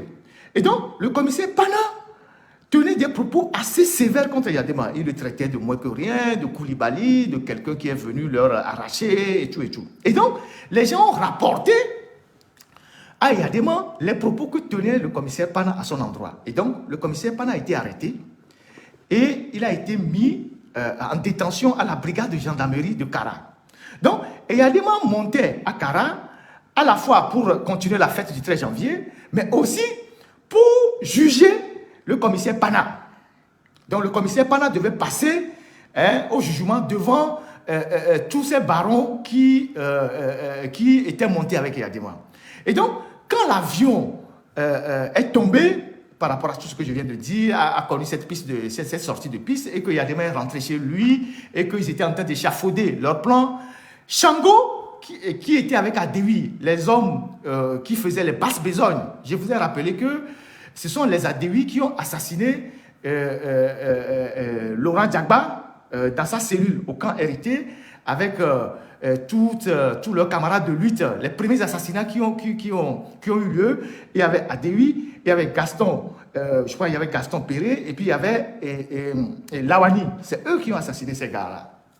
Donc, c'était les hommes de basse besogne. C'était comme Djoua à l'époque, quand Djoua était là et il faisait tout ce qu'il faisait. Et donc, du coup, Chango est parti extraire de la cellule de la brigade. Le soir de la brigade, le commissaire Pana, il a amené sur le site où l'avion est tombé et ils l'ont fusillé. En disant, c'est toi que le patron venait pour écouter et l'avion est tombé. Donc tu es responsable, tu ne mérites pas de vivre. Et ils l'ont fusillé sur le site là où il y a l'avion. Et ils l'ont fusillé. C'est comme ça que ça s'est passé. Et ils l'ont fusillé sur le site. Donc, on ne l'a même pas écouté, on ne l'a pas passé, tout ça, ils l'ont fusillé. Donc, derrière cette histoire d'avion qui est tombé, il y a eu beaucoup de drames. Et les familles portent encore le deuil sans savoir réellement ce qui est arrivé à leurs parents. Et ce que vous avez appelé à Lomé là-bas, ou bien ce que nous appelons la CVGR, elle n'a jamais élucidé ce que je suis en train de dire. Elle n'a jamais élucidé ça. C'est pour ça que je parle de fausse réconciliation, de tout ça. Tout ça, c'est des histoires. Donc, ils sont allés extraire le commissaire Pana de sa cellule, puisque le commissaire Pana, il est connu pour être un proche de Bodiolé, ils l'ont amené sur le site et ils l'ont fusillé. C'est comme ça qu'ils l'ont liquidé. Et donc, voilà ce qui s'est passé. Donc, quand ils ont fini de construire toute leur histoire autour de ce drame-là, Eyadema a repris, on a dit bon que Eyadema va rentrer à Lomé en boubou blanc, dans un véhicule, en bon miraculé, tout ce qu'on a appelé, vous pouvez vous rappeler, retour triomphal du 2 février. Retour triomphal du 2 février. Donc, aujourd'hui, comme je l'ai dit la dernière fois, Faure Gnassingbé, qui a hérité le pouvoir de son père, n'a rien à voir avec l'accident de Sarakawa. Il était certes déjà né, il est né en 66, mais il n'a rien à voir avec l'accident de Sarakawa. Rien, absolument rien à voir avec l'accident de Sarakawa. Il n'avait absolument rien à voir. Pourquoi lui, aujourd'hui, il s'approprie de cet événement et qu'il continue de le commémorer? Pourquoi Non, il y a les choses dans les archives. Ce que je dis, je donne des références. Il y a des choses dans les archives. À moins que vous êtes des paresseux et vous ne voulez pas aller chercher. Moi, j'ai fait des études d'histoire et je sais de quoi je parle. Et donc, il y a des choses dans les... Quand je parle de Foucault, c'est que j'ai lu les mémoires de Foucault. Quand je parle de Dem Kodjo, je viens de lire le livre de Dem Kodjo. Vous pouvez aller le chercher dans les librairies à Lomé. Il y a plein de choses. Si vous ne voulez pas apprendre, vous voulez rester des abrutis, c'est votre problème. Je parle de ceux qui font des bêtises. Mais les faits, ce que je dis est factuel. Et donc, pourquoi Faure Gnassingbé continue de célébrer un événement dont il n'a pratiquement aucun lien? C'est parce que rapidement, ils ont transformé ce lieu en un lieu de rituel. Et je vous ai dit que dans la nuit, comme aujourd'hui, dans la nuit du 23 au 24, tard dans la nuit, ils émoulent des bœufs là-bas, ils font tout ce qu'ils peuvent faire, ils invoquent des esprits, et le lendemain, ils reviennent en tenue blanche. C'est-à-dire, la nuit, quand ils finissent de faire ce qu'ils doivent faire dans le noir, le lendemain, ils viennent tout blancs pour dire « Ah oui, on est venu pour célébrer ce qu'eux-mêmes ils appellent l'attentat de Sarakawa, la libération économique, toutes les conneries qu'on racontait dans les animations et tout ça. » Et donc, cette nuit, ils vont le faire encore, comme ils l'ont fait la dernière fois, le 13 janvier, à l'endroit que j'ai évoqué. Et j'ai eu encore beaucoup de témoignages des gens. J'ai partagé un de ces témoignages de quelqu'un qui a vécu et qui a vu en 2005 comment la cérémonie a été faite, mais qui n'a pas pris. Et donc, voilà comment on a construit opportunément un mythe autour d'une histoire. C'est comme quand la démocratie a commencé au Togo, quand la démocratie a commencé, vous avez entendu cette histoire. Les gens nous ont raconté, pour fabriquer le mythe d'Agouibo, les gens nous ont raconté qu'Agouibo disparaissait. que Agboibo était un jour chez Yadema, et puis il y a eu un problème entre eux, Yadema voulait tirer sur lui, et puis Agboibo a disparu. Vous avez entendu ça, non? En 90, 91, 92, que Agboibo avait des pouvoirs de disparaître. Et quand les militaires sont partis attaquer le HCR au palais des congrès, quand ils ont frappé Agboibo, il semble qu'ils lui ont dit, c'est toi qui disparu, non, disparu, on va voir. C'est ça, qu'il aurait disparu avec le fauteuil de Yadema, c'est ça. Donc, les gens construisent le mythe, leur histoire, pour soit un projet politique, ou soit pour maintenir un pouvoir. Donc, ce n'est pas d'aujourd'hui que les manipulations de ce genre ont commencé. Ça existait depuis la nuit des temps. Ces genres de manipulation. Quand vous prenez l'histoire de Lénine, vous prenez l'histoire de Staline, vous prenez l'histoire de Kim Il-sung, l'ancêtre de tous ceux qui gèrent la Corée du Nord, c'est toujours entouré d'histoires comme ça. Donc, Yadema a fabriqué aussi son histoire. Et pour la petite confidence, mais quelqu'un comme Omar Bongo, à l'époque, il croyait vraiment qu'Agboibo avait ces genres de pouvoir, au point qu'il invitait Agboibo chez lui au Gabon, il lui donnait beaucoup de moyens. Voilà. Donc, les gens construisent le mythe pour construire leur propre ambition personnelle. Donc, l'avion qui est tombé là-bas, ça n'a servi qu'à construire ce mythe-là, qui malheureusement a été porté par des intellectuels, des gens totalement faux, des gens qui cautionnent le mal et qui ont propagé ça, qui ont créé de l'animation politique, ont fait danser les Togolais sur des conneries. Sur des conneries. Sur des conneries. Donc, ce soir, ils vont continuer par faire leur rituel. Si c'est les bœufs qui doivent sacrifier, ils vont les sacrifier. Si c'est les chameaux, ils vont les sacrifier. À l'esprit qu'ils invoquent là-bas. Alors que Fort n'a aucun lien avec cet événement. Et demain matin, vous allez les voir en tenue blanc, tout blanc, tous habillés en blanc. Les gens qui étaient en tenue noire dans la nuit profonde, le lendemain, ils portent le blanc pour venir, voilà, bluffer les gens. Et ces bœufs qui ont été sacrifiés, on les envoie dans les casernes pour les militaires. Ça constitue en même temps un moyen de les adoucir. Donc, comme on le dit en vernaculaire, c'est vossab noué. Donc, ils envoient ça pour que les gens mangent. Vous voyez. Et donc, voilà comment on a construit le mythe de cet accident d'avion qu'on a baptisé attentat de Sarakawa. Maintenant, j'ai lu dans le communiqué sorti par le gouvernement qui a eu aujourd'hui, je ne sais pas comment ils ont appelé ça, une conférence débat sur l'attentat de Sarakawa et ses implications économiques et son impact économique. Bon, parlons-en. C'est la dernière partie de mon live. Parlons-en. L'attentat, bon, eux-mêmes ils l'appellent attentat. L'accident de Sarakawa a eu quel impact économique? Quand Yadema prenait les 51% de la CTNB n'était pas en faillite.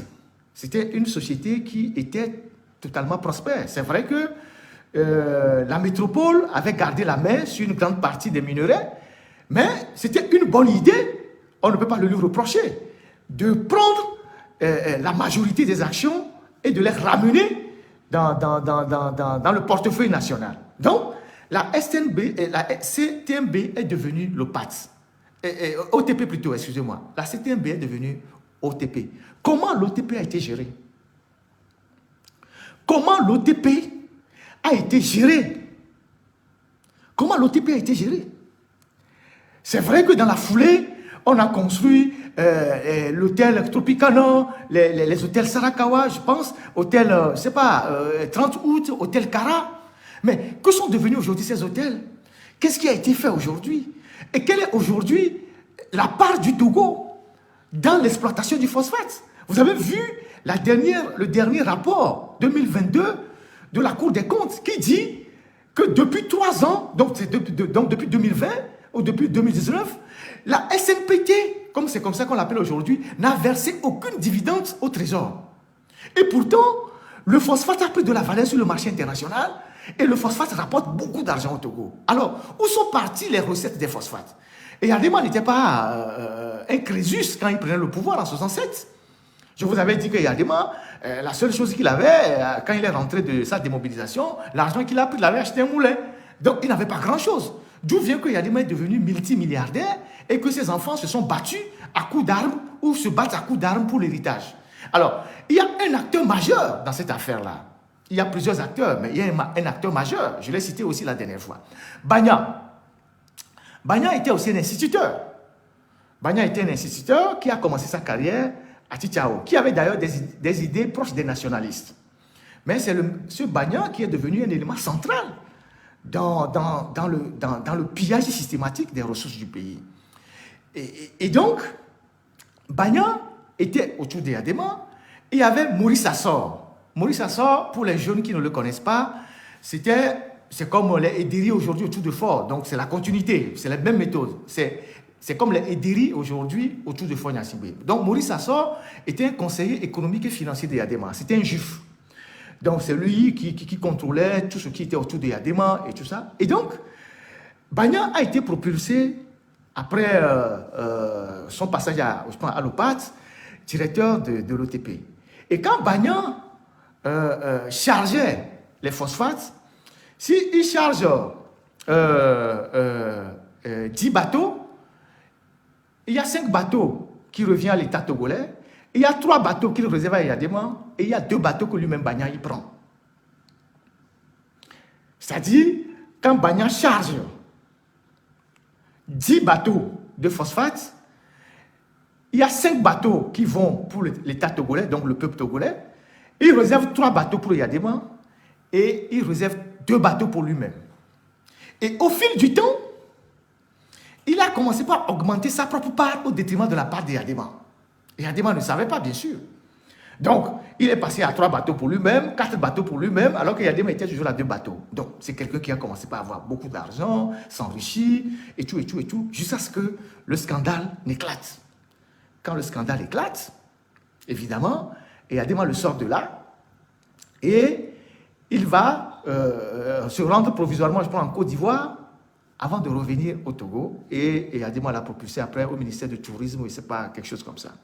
Et donc, Bagna, qui était instituteur, est devenu un multimilliardaire en gérant l'OPAT et surtout l'OTP.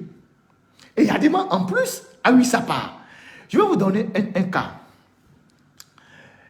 Vous voyez, quand vous arrivez à la plage, après l'hôtel Santa Maria, en allant vers l'hôtel de la Paix, vous restez à gauche. Vous avancez, vous dépassez un bâtiment chinois qui a été construit maintenant. Vous avancez, vous dépassez un restaurant chinois, donc vous dépassez une maison, vous dépassez une clôture avec des filaos, où il y a une forêt, comme une clôture vide, abandonnée, il y a des filaos. Et après, oui, en allant vers l'hôtel Onomo. Après, vous dépassez un restaurant chinois. Et après, vous voyez une maison, une résidence. Et une résidence, une clôture un peu élevée. Mais la maison est au fond, avec des vitres, tout ça. Et il y a des cocotiers autour de la maison. C'était une résidence de l'OTP. C'est une résidence de l'OTP. Quand les Blancs arrivaient, c'est là-bas qu'ils restaient. Après, Bagna et les autres ont remis cette résidence dans le patrimoine de Yadema. Et Yadema a cédé cette résidence. Je ne sais pas s'il a cédé, mais c'est Fort qui a hérité de cette résidence-là. C'est une maison de Fort Gnassingbé. C'est une maison très discrète. Il n'y a même pas quelqu'un devant la... Vous n'allez même pas voir quelqu'un devant la maison. Il y a un portail un peu discret. Et les anciens savent de quoi je parle. Donc cette maison est en face, de l'autre côté de la route, en face de tous les bars qui sont à la plage. Vous voyez la maison, après 2 concessions, vous voyez la rue qui sépare les habitations et puis la clôture de l'OCAM. Donc cette maison, elle appartient à Fort. C'est un bien de l'OTP qu'on a mis dans le patrimoine de Gnassingbé. Et c'est Fort qui gère ça. Avant, quand il est arrivé au pouvoir, il s'échappait pour aller là-bas discrètement rencontrer des gens. Je ne sais pas s'il le fait encore maintenant. Cette maison, c'est une maison de l'OTP. C'est un bien de l'OTP. Donc c'est comme ça que, progressivement, les phosphates, dont on dit qu'on a nationalisé pour le bien du Togo, est devenu un patrimoine de la famille Gnassingbé et tout ce qui tourne autour. Et donc, quand vous faites très bien les observations, tous ceux qui ont géré les phosphates, tous ceux qui sont passés DG des phosphates sont devenus des milliardaires.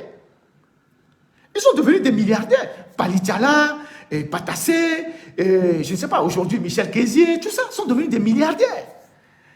Sont devenus des milliardaires. Alors, quel impact économique on veut démontrer aux jeunes dans une conférence quand on sait que les phosphates aujourd'hui sont devenus comme une malédiction? Surtout que la zone dans laquelle on exploite les phosphates, les gens de Thiévier, les gens d'Anéron, les gens de Vaughan n'ont bénéficié de rien de ces phosphates-là.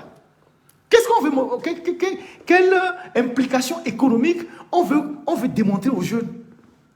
Aujourd'hui, des gens comme Bagna qui sont décédés, qui a des maisons partout, je vous ai dit, et qui a un patrimoine foncier de Lomé jusqu'à Daban, ces enfants sont en train de se bagarrer, et l'héritage qui est passé à ces enfants, aujourd'hui, ce n'est pas une question de milliards par personne.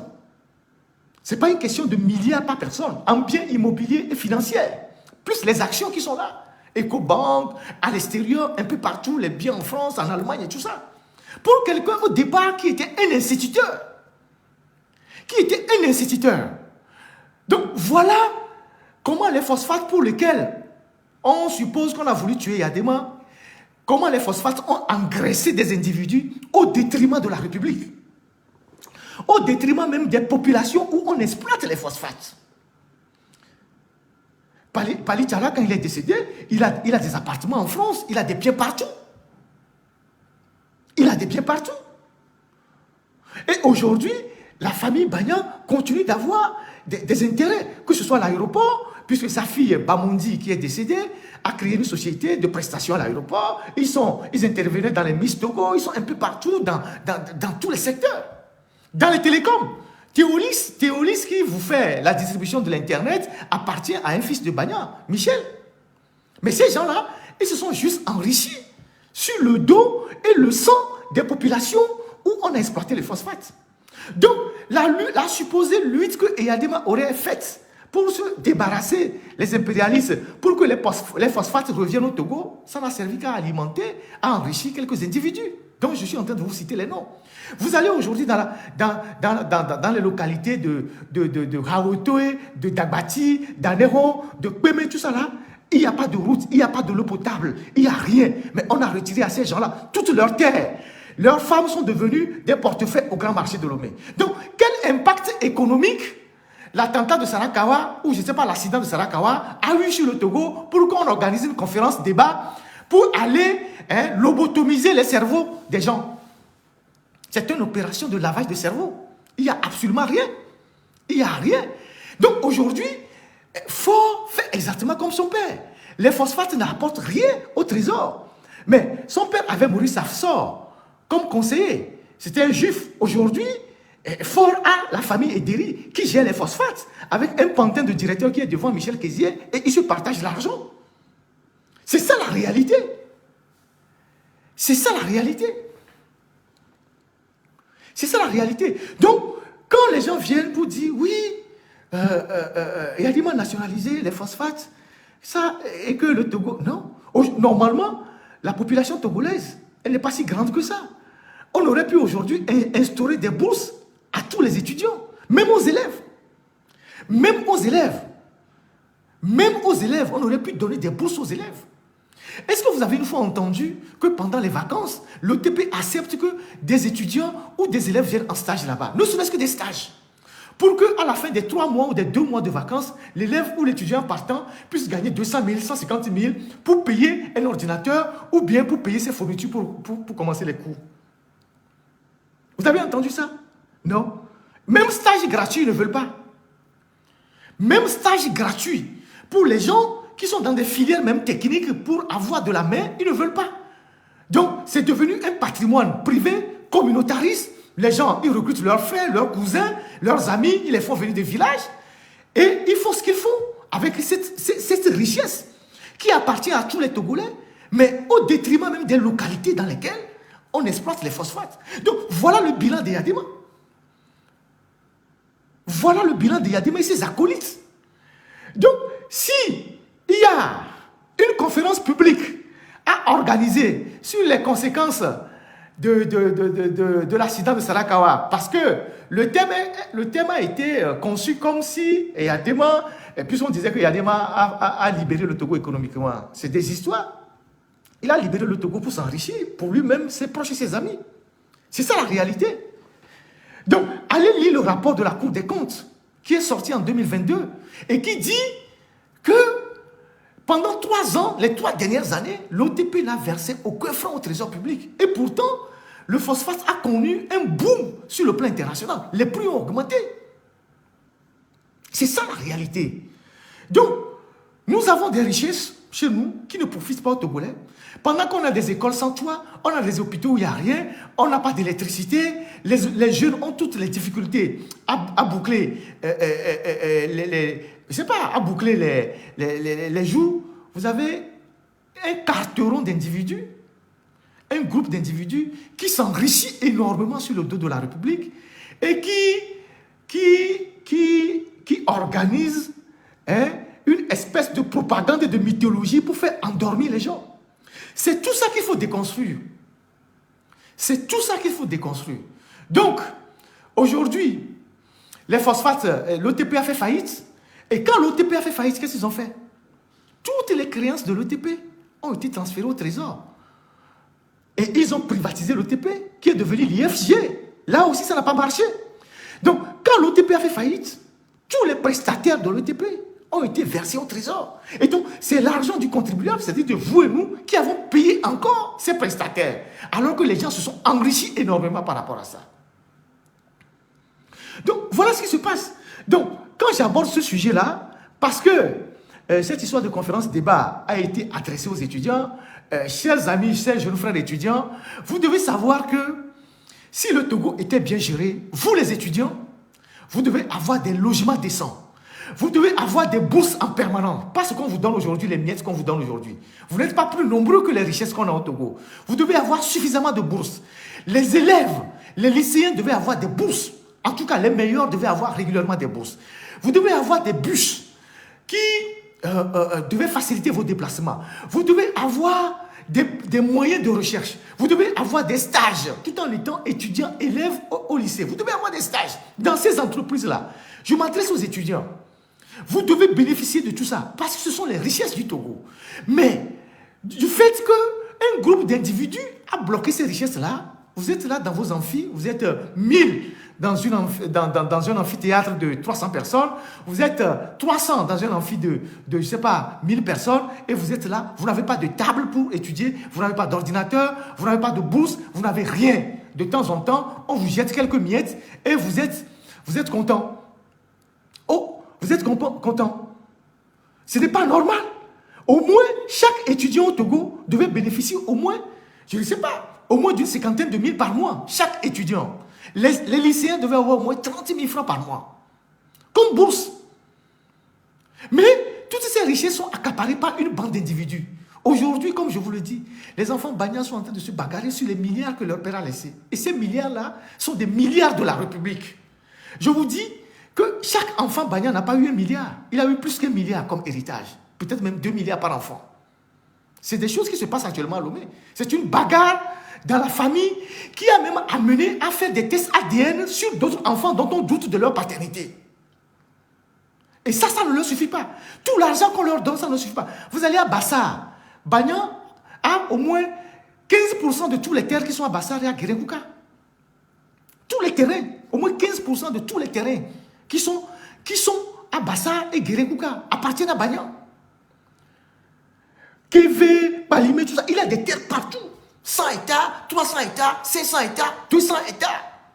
Pour un petit pays comme le Togo, comment est-ce qu'on peut accepter qu'un individu ait autant de terres et qu'il est en train de partager à ses enfants qui sont en train de se bagarrer? Le Togo est un petit pays. Nous avons fait une enquête et je peux vous dire que les terres au Togo, la plupart des terres au Togo ont déjà quitté les premiers propriétaires. La plupart des terres au Togo ont déjà quitté les premiers propriétaires. Et sont dans les mains de la minorité comprador qui a acheté des terrains à des fins de blanchiment d'argent. La plupart des terres au Togo ont quitté les premiers propriétaires. Et demain, c'est un conflit énorme qui guette notre pays. Donc, normalement, on devait légiférer pour qu'aucun individu, s'il n'a pas un projet ambitieux, ne puisse pas acheter au moins 100 hectares ou 50 hectares. Vous avez 1000 hectares, vous voulez faire quoi avec ça? Vous avez 500 hectares, vous voulez faire quoi avec ça? Vous voulez faire quoi? Vous avez des terrains, les gens ont des terrains qui dépassent même la grandeur de leur village, de leur canton, dans d'autres localités au Togo. Et ils ont bloqué ça. Ils ont fait des titres fonciers, ils ont bloqué ça. Et personne n'a le droit d'aller sur ces terrains-là. C'est la minorité comprador. Donc c'est un vrai problème, c'est un problème réel qu'il faudra régler demain. Parce que ces gens se sont enrichis sur le dos de l'État, qu'ils ont mis une partie de leur argent dans le foncier, en privant les paysans des terres qui doivent leur permettre de vivre.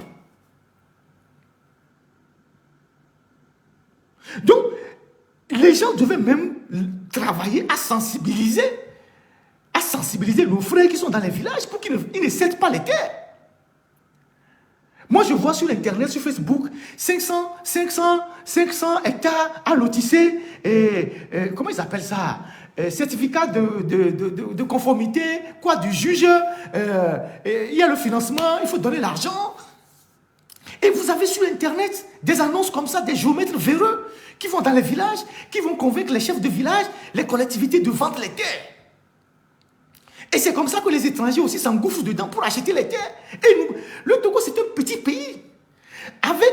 Avec notre natalité qui augmente, avec le nombre d'habitants qu'on a chaque année, mais demain, le problème de foncier va être un problème grave pour l'unité de ce pays. Si on n'arrête pas le bradage des terres tout de suite.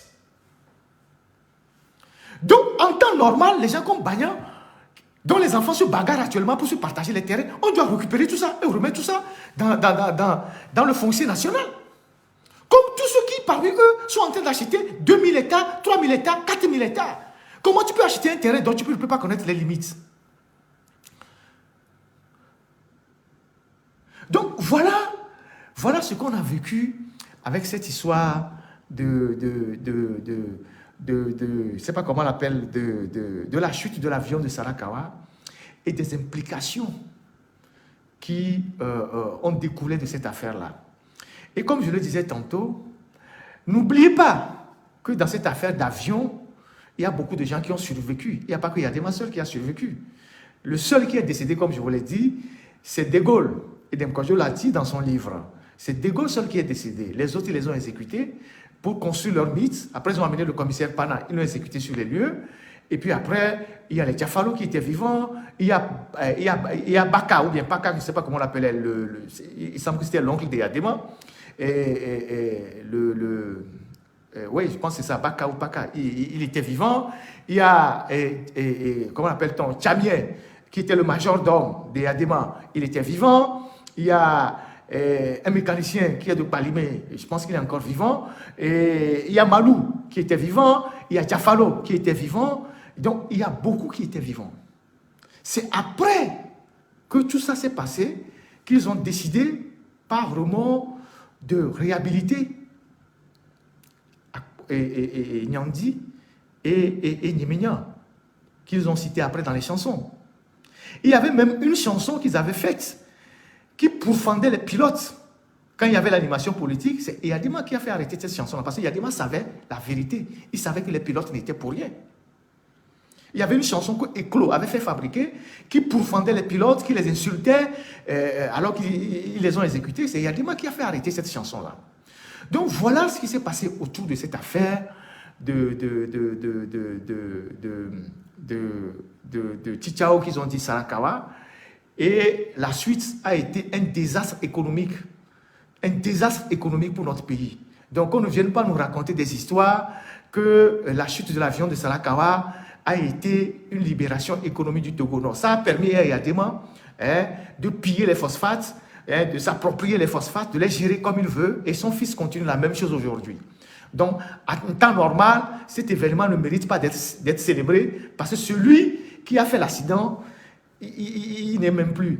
Est-ce que, qui n'a pas connu un accident, qui dans vos familles n'a pas connu un accident? On a beaucoup de gens qui dans nos familles qui ont fait des accidents. On ne se lève pas chaque jour pour aller organiser une fête, pour dire, ouais, il y a eu un accident, donc non, il y a eu un accident, il est sorti vivant, c'est sa grâce. Et puis après, il est mort de sa belle mort. Mais pourquoi Faure fait ça? Il fait ça parce que, bon, voilà, ce sont les instruments spirituels du pouvoir de Gnassingbé. Il faut qu'il les entretienne. Il en est l'héritier.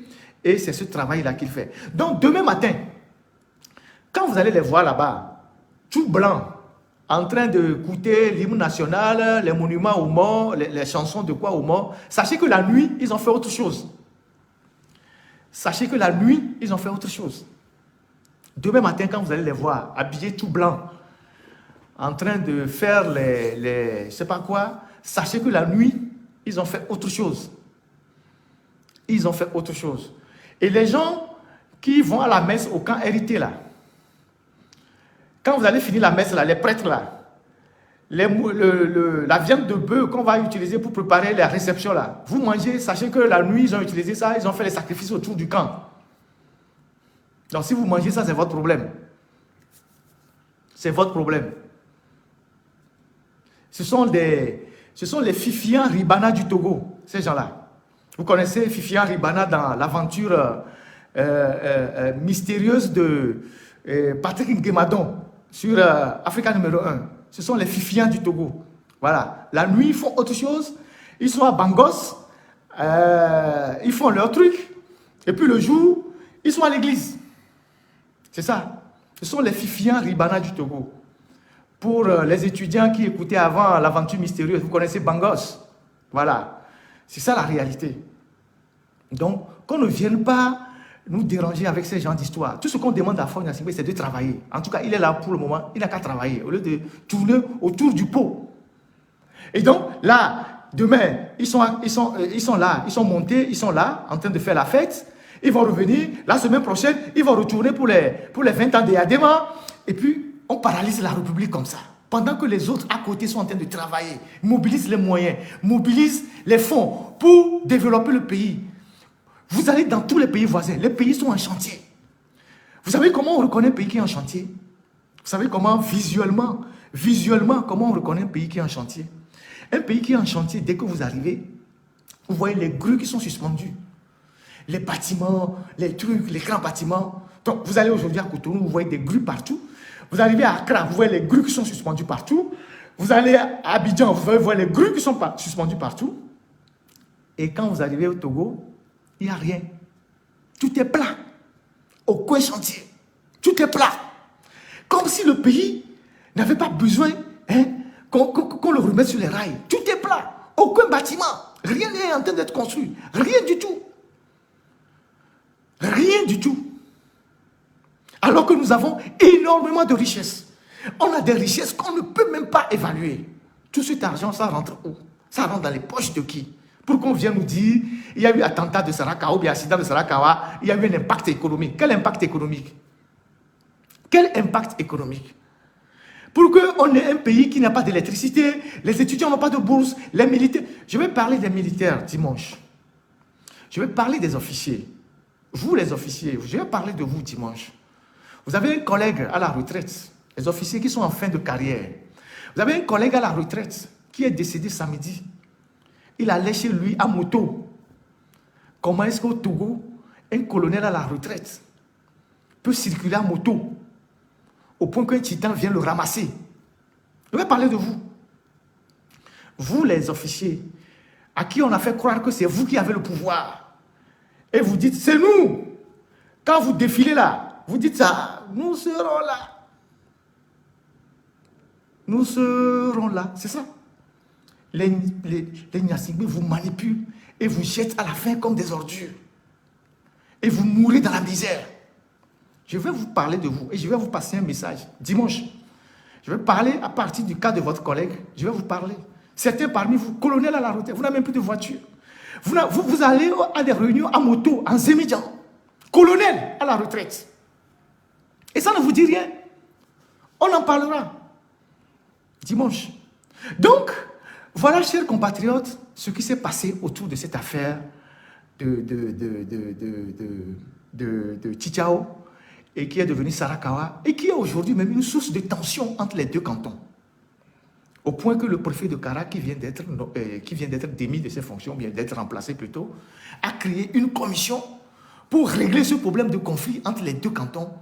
Parce que Eyadema avait arraché cet endroit pour donner aux gens de Sarakawa en disant que c'est eux qui étaient les premiers à venir à son secours, alors que cette piste appartenait au canton de Tchitchao. Voilà. Donc, je ne vais pas vous prendre abuser de votre temps. Je pense qu'on a fait suffisamment le tour. C'était un direct qui était parti pour ne pas être très long. Merci à tous ceux qui ont pris leur temps de m'écouter. Demain, nous allons publier sur notre site www.l'alternative.info. Je vous ai promis plusieurs articles sur des projets agricoles qui ont fait flop. Des projets agricoles qui ont fait flop. Je viens de lire que la Chine vient de nous donner du riz, 200 000 tonnes de riz, je ne sais pas quoi, je ne sais pas. Donc on est des mendiants. Alors que il y a quelques années, on a investi des milliards, on allait faire des prêts dans une banque, la Badea, pour investir des milliards pour des projets agricoles dans la zone de Zio, pour la riziculture, Djagbel et tout ça. On a fait une très bonne enquête, on est allé écouter les gens, on est allé sur le site, on a parlé avec les gens. On publie demain ce dossier-là sur notre page. Je le commenterai dimanche, mais il faut lire cet article-là, www.l'alternative.info. On va publier des dossiers sur les agropoles, cette histoire de tracteurs, tout ce que ça a entraîné comme détournement, enrichissement des individus. On est en train de faire tout un travail de fond. Et donc, demain, vous allez commencer par lire ces articles-là sur notre site. Donc, je vous dis merci.